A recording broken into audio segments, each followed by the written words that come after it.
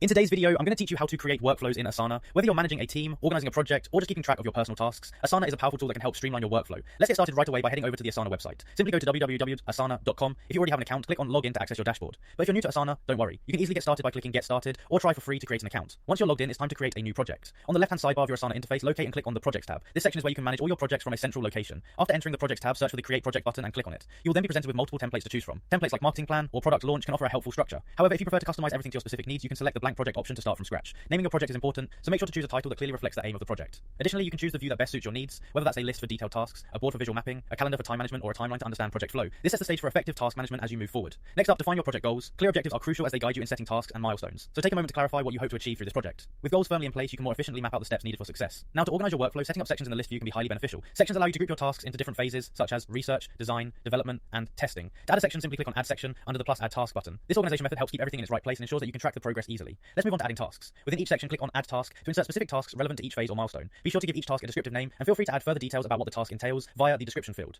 Assigning tasks to their respective team members ensures everyone knows their responsibilities. Don't forget to set due dates. This keeps everyone accountable and ensures timely completion. Lastly, let's automate some processes with rules. Navigate to the project settings and click on Rules. Asana offers predefined rules that you can effortlessly implement, like moving tasks to a new section upon completion or automatically assigning tasks based on specific triggers. On top of that, you have the ability to create custom rules. Select triggers such as when a task is moved to a particular section, and assign actions like setting a due date or assigning the task to someone. By following these steps, you'll have a comprehensive workflow in Asana that will keep your projects and tasks organized and under control, making your work and that of your team much more efficient.